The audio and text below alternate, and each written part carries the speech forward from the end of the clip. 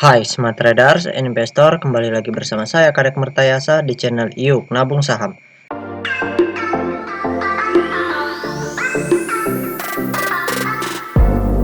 Nah, di episode kali ini kita akan membahas salah satu perusahaan yang di-request oleh Paul Sounding. Kode sahamnya KIJA. Oke, untuk mempersingkat waktu langsung saja kita cek datanya di aplikasi iPod. Nah, di sini kita ganti dulu kode sahamnya ya, KIJA. Kemudian kita enter. Nah, perusahaan ini selama beberapa bulan, 2 bulan terakhir ya, itu mengalami kenaikan.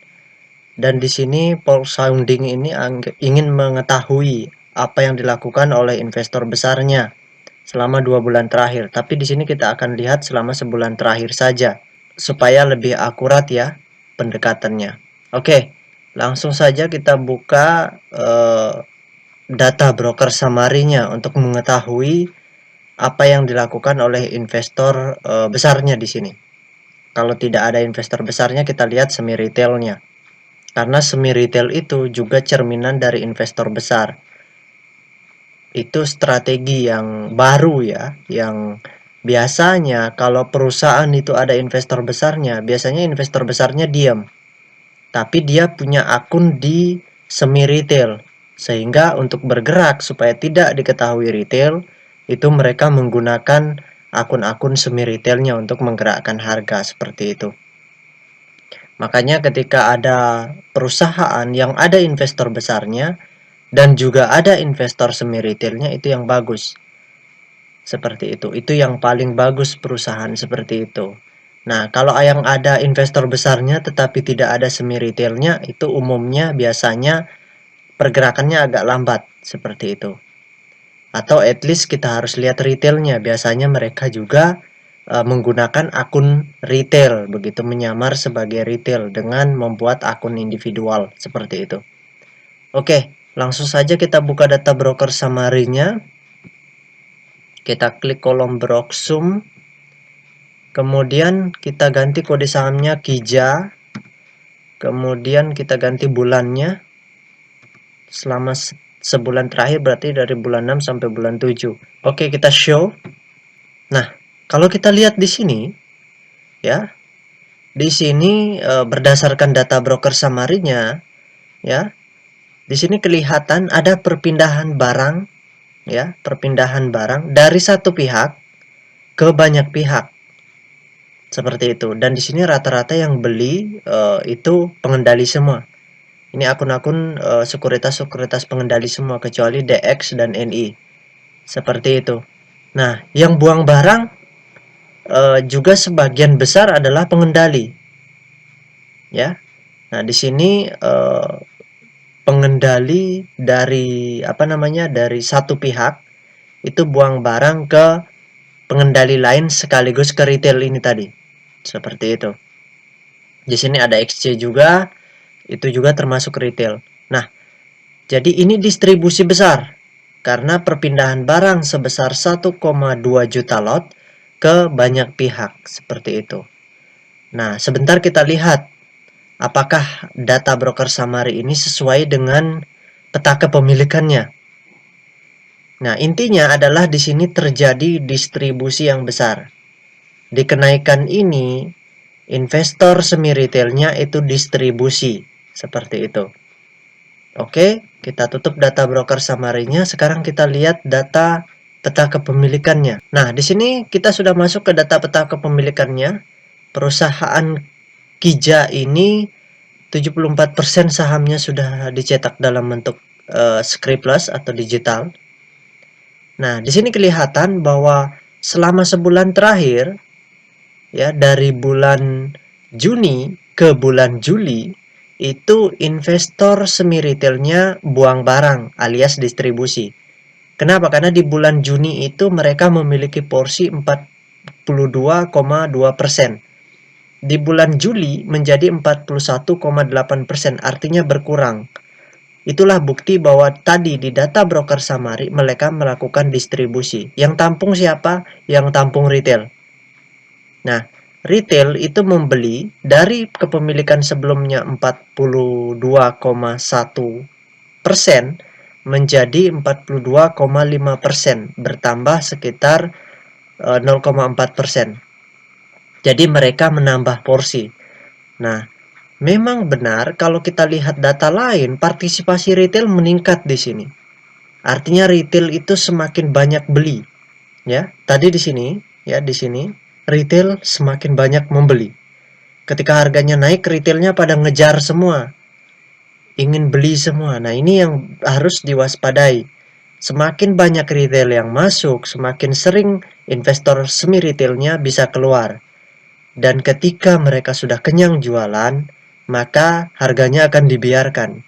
Nah, di situ retail sesama retail akan saling jual beli. Nah, itu yang menyebabkan harga sahamnya akan jatuh. Karena retail habis beli kan berdoa. Bukan habis beli langsung borong kanan supaya markup ya, supaya harganya naik, nggak bisa. Karena retail itu punya keterbatasan dana, beda dengan semi retail ya, yang punya power, yang punya kekuatan seperti itu untuk menggerakkan harga, apalagi investor besarnya seperti itu. Ya kebanyakan sih semi retail itu adalah suruhan dari investor besarnya untuk menjaga harga. Seperti itu.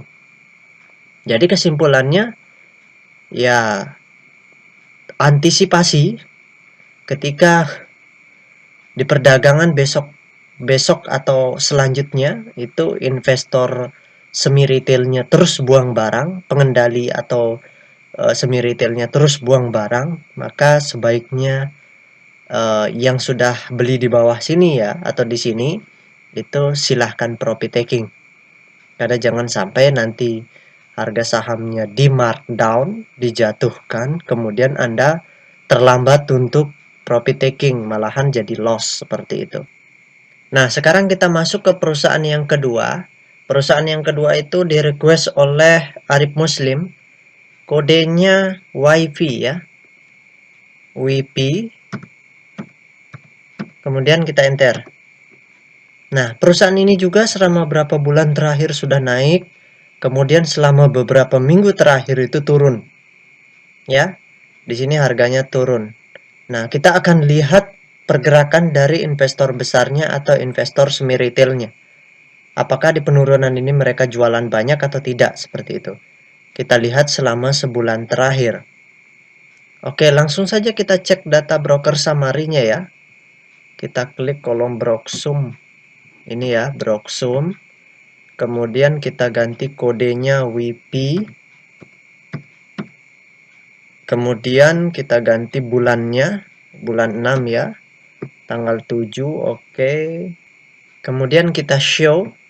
Nah, kalau kita lihat di sini berdasarkan data broker summary-nya ini adalah sudah data perpindahan ya. Di sini kecenderungannya distribusi ya. Jadi investor semi retailnya itu rata-rata distribusi menggunakan YJ, TP, KK dan EP. Seperti itu. Nah, YP yang menampung. Kemudian di sini ada retail juga yang masuk, ada CC, kemudian ada OD, ada DX seperti itu. Dan di sini di YP juga sebagian retail, ada PD juga seperti itu. Lebih banyak retail yang menampung. Nah, artinya apa? Artinya di sini terjadi distribusi. Entah itu semi retail atau investor besarnya. Makanya sebentar kita lihat data peta kepemilikannya. Intinya distribusi. Nah, ini yang perlu kita waspadai. Berarti di sini di penurunan ini mereka sudah jualan seperti itu. Oke, kita tutup data broker summary-nya. Nah, di sini kita sudah masuk ke data peta kepemilikannya ya. Perusahaan YP ini 100% sudah dalam bentuk scriptless. Nah, di sini kita lihat hidden big player atau semi retail itu sudah mengurangi porsi. Di bulan Juni itu 10,4. Tapi di bulan Juli menjadi 7,6. Artinya mereka distribusi, mereka buang barang. Mereka menjual ke retail dan di sini partisipasi retail meningkat. Ya. Nah, di sini kelihatan di bulan Juni retail investor itu memiliki porsi 39,3%. Nah, di bulan Juli mereka memiliki menjadi 42,1%. Mereka menambah atau artinya membeli. Nah, di sini kita lihat investor besar yang jualan, ya, yaitu PT Investasi Sukses Bersama. Di sini kelihatan jualan di tanggal 22 bulan 6, ya. Di tanggal 22 Juni itu investor besarnya jualan. Kemudian ditambah juga semi retailnya ikut jualan. Seperti itu. Nah, ini yang berbahaya, ya. Ini yang berbahaya. Jadi kalau seandainya Arif Muslim ini sudah punya dan belum profit taking, ini berbahaya. Ini harga sahamnya bisa turun dalam lagi seperti itu. Ini kita lihat ya grafiknya dulu. Nah, di sini harganya sudah jatuh. Kalau misalkan Arif Muslim belinya sudah di bawah, ya, sebaiknya profit taking. Ya, tidak apa-apa, untungnya lebih sedikit karena kan terlambat untuk profit taking daripada tidak untung sama sekali, kan seperti itu. Nah, ini kalau seandainya perdagangan selanjutnya mereka terus jualan, ini kan mereka menahan supaya retail itu tidak panik gitu, tidak takut sehingga mereka tidak mau beli. Kalau mereka retail tidak mau beli, mereka jualan ke siapa? Seperti itu. Nah, ini tujuannya menjaga optimisme retail. Nah, setelah retail berani beli lagi di sini, mereka jualan ke bawah lagi harganya. Tapi kalau di sini mereka malahan akumulasi seperti itu, karena retailnya sudah panik, ada beberapa bagian retail yang cut loss, mereka pungut lagi, nah itu pertandanya bagus. Seperti itu, apalagi belinya banyak. Kalau investor besarnya mau melakukan itu. Kalau mereka terus distribusi, harganya berpotensi besar untuk jatuh lagi.